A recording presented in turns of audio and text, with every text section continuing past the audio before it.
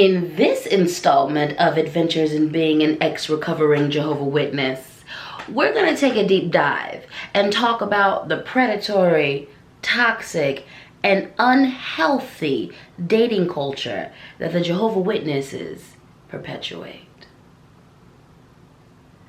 What's up, everybody? It's your favorite pirate captain. It's your favorite goddess king. It's your favorite auntie uncle. It's your favorite hood healer, high priestess, motivational dominatrix, LadySpeech in the place to be, and I want to welcome you back to my channel. You could be anywhere in the world. You are somewhere in the world. As a matter of fact, you are somewhere in the world, and you're also sharing a little bit of time, a little bit of space with your boy, with your girl, with me. So thank you for that. If you like what I'm doing, if you like what you see, if you're feeling any of this, if you're feeling any of me, hit that like button, baby. Hit that subscribe button, and hit that notifications bell, so you can keep up with all I'm doing over here. I got a lot of things going on. Got a lot of shenanigans, magic, topics to talk about, ups and downs. Just hit that notifications bell so you can keep up. Now, let's get into today's video. Shall we? This video right here was inspired by the latest news I heard about Marcus Houston, which Marcus Houston is a former childhood star. He is a former actor as well as a former singer. Some of you guys might know him from the group from back in the day, Immature, and some of you guys know him from the TV show Sister Sister. He took up the role of Roger. The famous tagline by the girls was, "Go home, Roger." That guy, okay? That's who we're talking about. Some news has recently come out about his relationship, the marriage that he is currently in. He is currently 40 years old, and he is married and has been married to his wife, who is 22, since she was 19 years old. He met her when she was 17 years old, and according to them, there was no connection. There was nothing that happened. Nothing went on until she turned 18 years old. This video is inspired by that. This video is inspired by that, okay? Marcus Houston has recently, in the last few years, converted to being one of Jehovah Witnesses. Marcus Houston did not grow up as a Jehovah Witness, okay? He converted into being one of Jehovah Witnesses, okay? And the statement that he made really just about his wife, about his marriage, really just set some things off in me.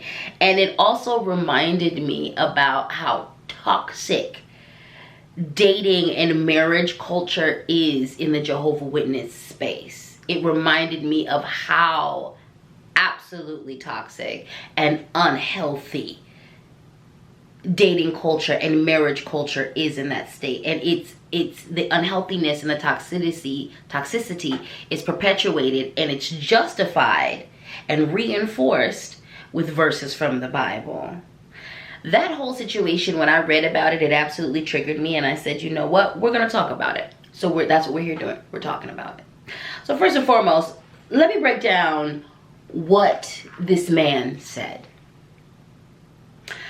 I'm going to go ahead and read to you the exact post. I'm going to read to you from the exact post that I ended up sharing and commenting on my Facebook page. So this comes from The Spit. Marcus Houston explains to page 6 the reason he thinks being with a woman his age would have been a disaster. Houston met his wife Mia when she was 17, but says there was no connection until she turned 18.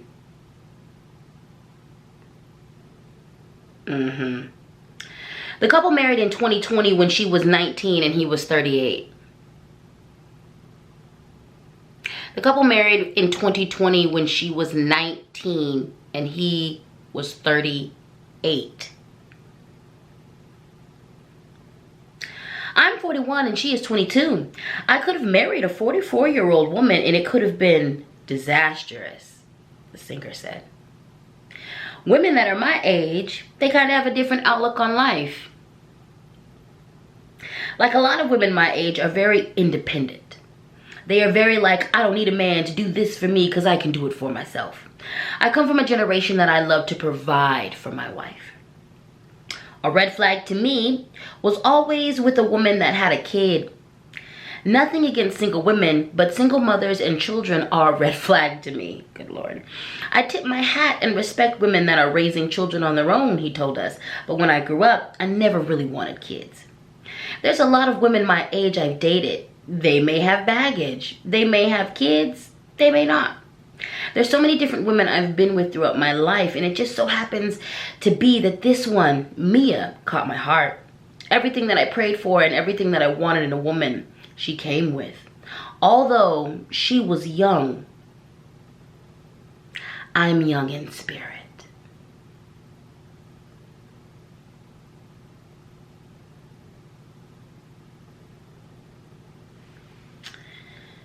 Let's go ahead and break down first. This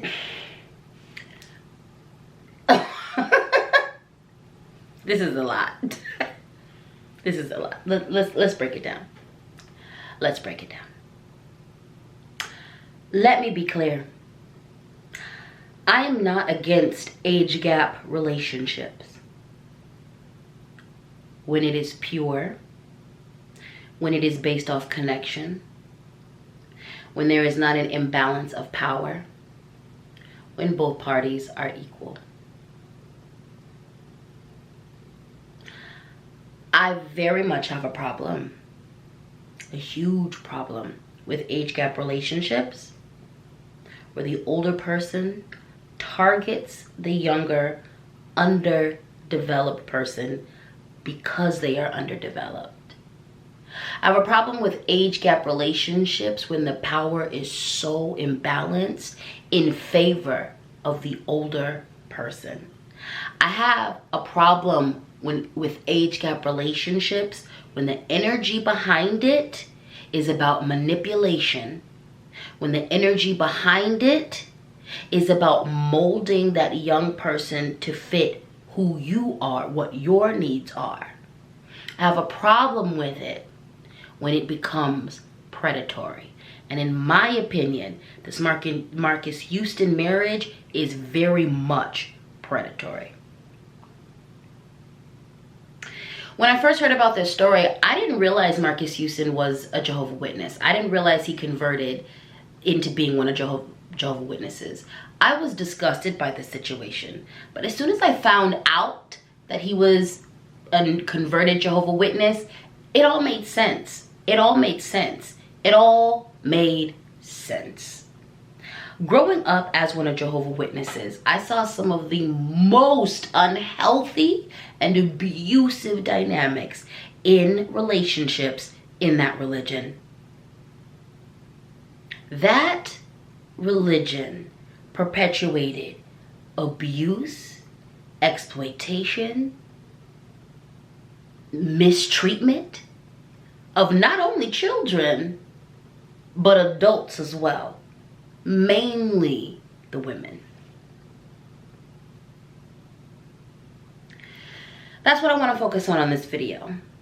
Although this Marcus Houston situation was a catalyst for this video, we're not going to spend a lot of time talking and focusing about him and what he's doing and the state of his relationship. What we're going to talk about in this video, what we're going to unpack, is how the cult, the religion, the organization of the Jehovah Witnesses perpetuate and encourage toxic, abusive, and predatory romantic relationships. So let's talk about how the hierarchy set up in the Jehovah Witness organization lends itself to not only encouraging, but perpetuating these toxic, abusive, predatory relationships. Before we go on, let me preface this by saying all the information that I'm sharing is coming from, number one, my experience, and number two, the fact that I have spoken to other people who have escaped the Jehovah Witness organization after me. As far as I can tell, this is still the same. This is still what they perpetuate. This is still what they teach. This is still what they are, projecting out here in these streets, okay? I also want to mention the fact that I have left the organization. I've been gone from the Jehovah Witness for over 20 years, all right? All right. The hierarchy of the Jehovah Witness setup, okay? Think of it like a pyramid. At the top of the pyramid, we have Jehovah, the omnipotent, the one all, the be all, the end all, okay? The beginning and the end, God, the creator, the true supreme. We have Jehovah. Up under Jehovah, we have Jesus, okay?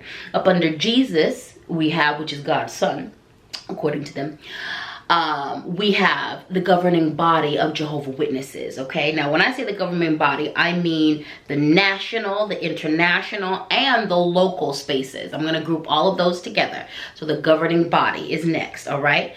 After that, you have the man, and then you have the woman, and then you have children, okay?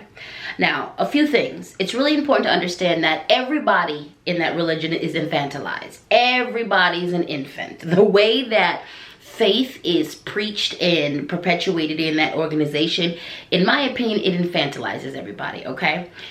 Who it does this to the most is women and children, okay? Technically, children need to listen to their mothers, but oftentimes women and children are lumped in the same class in regards to, the treatment of both of those people, okay? The most disempowered groups within the Jehovah Witness organization are the women and the children. The most preyed upon and abused groups within the Jehovah Witness organization are the women and the children. The groups that have the least amount of power, autonomy, and agency within the Jehovah Witness organization are women and children. That hierarchical setup lends itself completely to the dynamics that currently exist within that organization. That hierarchical setup created a welcoming environment for what Marcus Houston is doing with his young bride. Women don't have any power. Women don't have any power. Women are not empowered. Women are not seen as equal in a lot of cases to their husbands. Because of this, it's easy to treat women like chattel. It's easy to treat women like property. It's easy to abuse and discard women. It's easy to treat women like they're breeding receptacles. It's easy to strip the humanity from women. The hierarchical setup is set up to reinforce the fact that women are ultimately, first and foremost, property of their fathers, and then they become property of their husbands. This next point, in my opinion, is one of the greatest reasons and tools that is used to corner people, most especially women, into toxic, predatory, and abusive relationships. And it is simply the rule that there is no sex before or outside of marriage. I have watched predators use this to their advantage. Listen, hormones are hormones. Hormones are hormones. Hormones are hormones. Folks feel them. Folks feel them, and it is what it is. I have watched predators take advantage of the basic human need for intimate sexual connection. I have watched them take advantage of that need and corner someone in a toxic and or predatory and or abusive relationship, quite simply because this person wants to have sex. That happens a lot more often than you think. I've seen it happen with young people and youth, them pushing young people into relationships because of this. I've seen it happen in age gap relationships. I've seen it happen with folks who are older and have maybe had relationships before, and they're looking to have relationships again. I've watched predators use the fact that, use people's sexual frustration basically against them. The no sex before marriage and the no sex outside of marriage has gotten people caught up and gotten married to folks who were the worst people just so that they can scratch that sensual sexual itch. This next point, I didn't really realize until I watched a few documentaries about Jehovah Witnesses and the damage that they've done within the organization and throughout the world. I knew this aspect of things growing up because this was a part of our worship, but I didn't understand how deep this actually went. And it's quite simply the fact that Jehovah Witnesses target predators. They target predators to heal and convert them in the name of Jehovah. When I was younger, I definitely knew of prison ministries. I definitely knew of people who went into the prisons and they witnessed to people. That was a thing. But what I didn't realize until I had been gone for over 15 years, until I started seeing documentaries and reading articles and seeing all this information about other people who have escaped the religion, and also seeing all of the investigative exposés that had been done on them outside of the organization. What I didn't realize is how deeply and how intensely Jehovah Witnesses targeted folks who had gone to jail, folks who were predators. And I'm not just talking about like anybody who's gone to jail. I'm talking about the Jehovah Witness targeting people who had committed sexual assault, people who had violated folks. Quite simply, this is an issue within the Jehovah Witness space because they target predators. Because they target predators. Because they go after predators to convert them in the name of Jehovah. Here's what I can tell you about that process. In the conversion process, especially when you're dealing with someone who's come from jail, there's no healing. Jehovah Witnesses don't believe in therapy. They don't believe in therapy. They don't believe in therapy. They don't believe in worldly ways of rehabilitation. So they are targeting these men. A lot of these are men. They're targeting these men. They're targeting these predators. They're targeting folks who, on paper, officially have received consequences because they've hurt and harmed other people. They've targeted those people. And let me be clear and say that I am not saying that folks in jail should not have access to God or spirituality. I'm not saying that. I am not saying that folks who have been incarcerated should be stripped of their religious and spiritual faith. I'm not saying that. I'm not saying that at all. I believe that every prisoner should have access to their spirituality and their spiritual practices. And they have the right to convert if they want to whatever they want to convert to. What I have a problem with the Jehovah Witnesses doing this is that there is no accountability system. There is no check-in system. There is no rehabilitation system, and there is no healing system. There is nothing set up to ensure that these men, that these folks dealing with these issues have assistance and help in dealing with these issues so they're not continuing to perpetuate the bad stuff that they were doing before. That's my problem. That's my problem. That's my problem. And because of the way the hierarchy is set up within the Jehovah Witness space, you have these, a lot of times, men who are predators, who are backed by the Bible and scripture to get into these relationships, and they are given biblical justification to be able to prey on, to be able to manipulate, to be able to abuse, to be able to control their partners.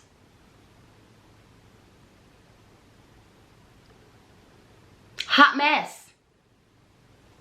Hot damn mess. All of this, if you ask me.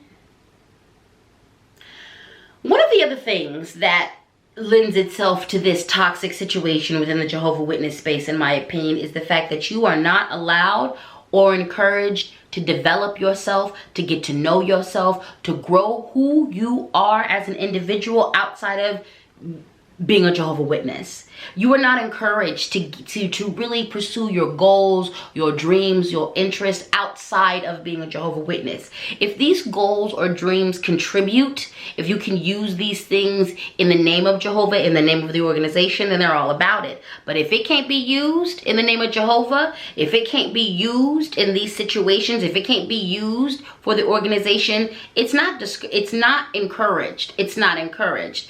How that contributes to the toxicity within the dating space and the marriage space within the Jehovah Witness organization, in my opinion, is the fact that you have all types of underdeveloped folks running around here cosplaying in relationships.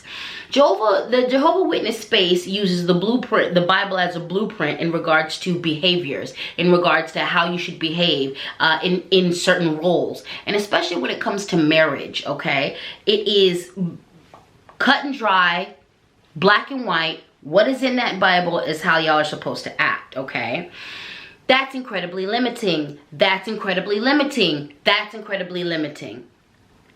People's communication styles are not developed. People aren't even encouraged to understand what their communication styles are.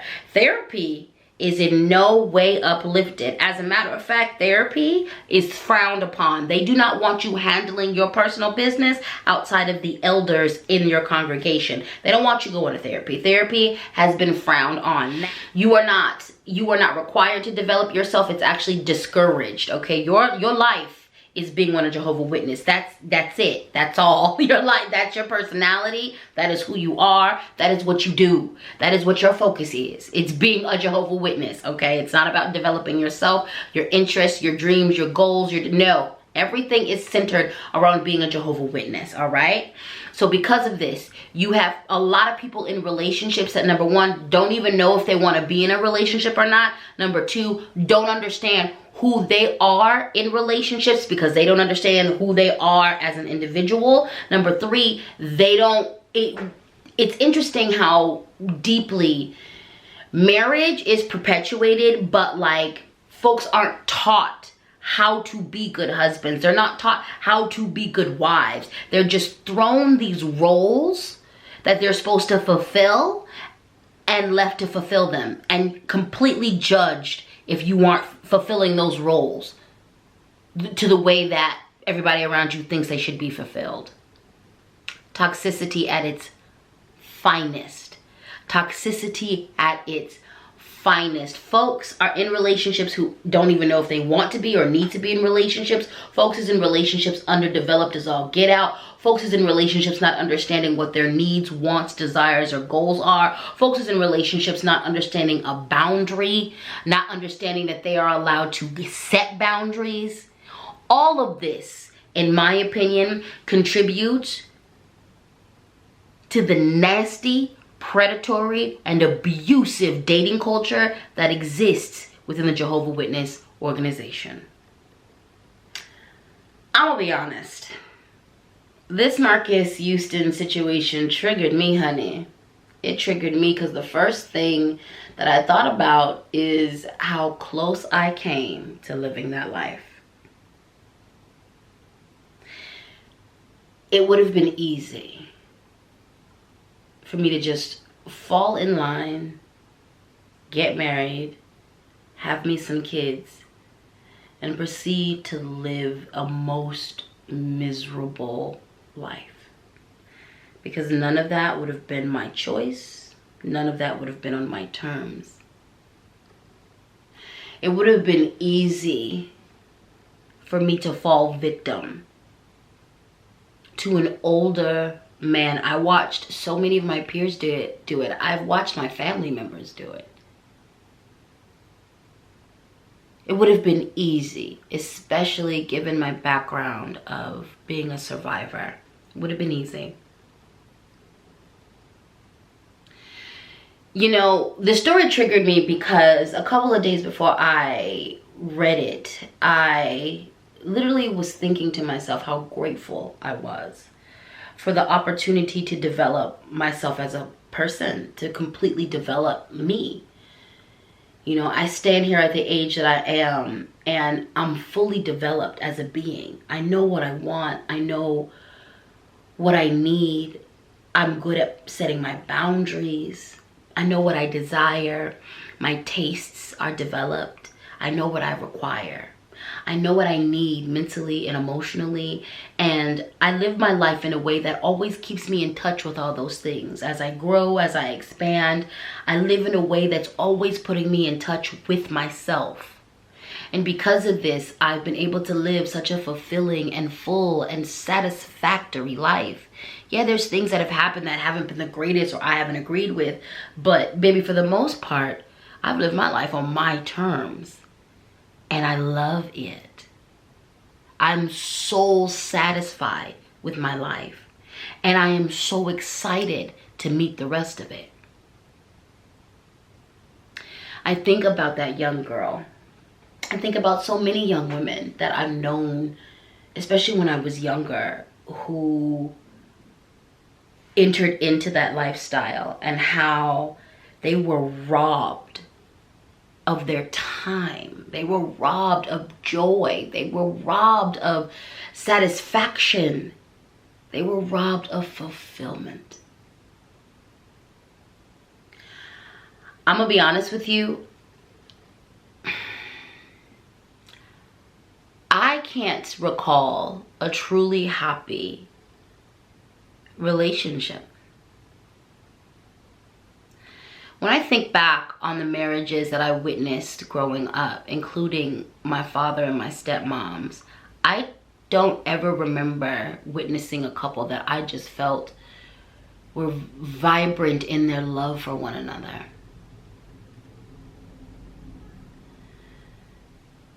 Jehovah Witnesses perpetuated relationships as a duty to God. And it shows. And it shows. This Marcus Houston situation is disgusting, but I'm not surprised. I'm not surprised. I'm not surprised. And as soon as I found out he was a Jehovah Witness, I was like, oh, well, he's being justified. He's being justified. They're being applauded. This relationship is not looked at as a red flag. His ideas around why he got into this relationship aren't looked at as red flags. None of this girl is not protected. All I can do is pray that when her frontal lobe develops, she's able to think critically for herself and she's able to move accordingly. I pray that folks look at their relationship and they're able to see how wrong this is on so many levels.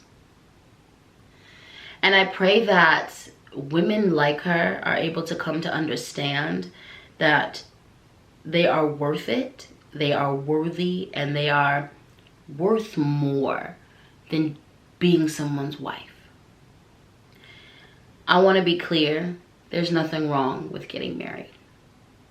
If you want to get married, I think that's wonderful.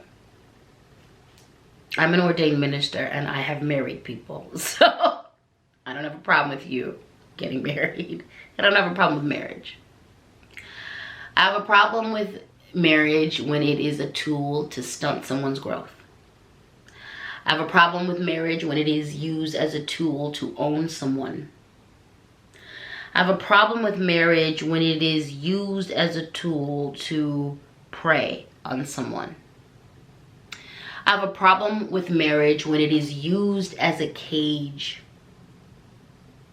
to trap a beautiful life in and make them dependent on someone. I have a problem with marriage. I have a problem with relationships, any relationships that are used as tools to destroy another being or to limit or hinder their growth.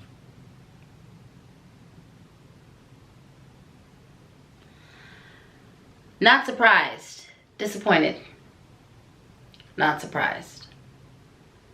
And that's that on escaping toxic religious organizations that perpetuate predatory relationships. Ha!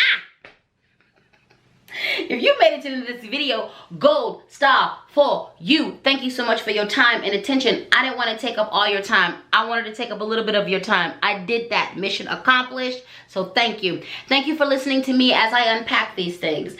These videos are about unpacking. They're about decolonizing. The unpacking is an act of decolonizing, okay? I am a proponent of re-indigenizing, reclaiming your ancestral spiritual practices. But a huge part that a lot of people miss is the decolonization aspect of things. You are going to be bringing all of that muck and mire and colonialism to your reclaimed indigenous practices. It's important to understand that, because you're going to show up as a colonizer sometimes within those practices, and if you don't decolonize, you won't be able to dismantle that, so that you are less harm to the other people you're practicing around and less harm to yourself and to your ancestry. So I want to thank you for your support with these videos. It is big medicine for me. I've been away from the organization for 20 years. Best decision I ever made. But as you can see, things still come up.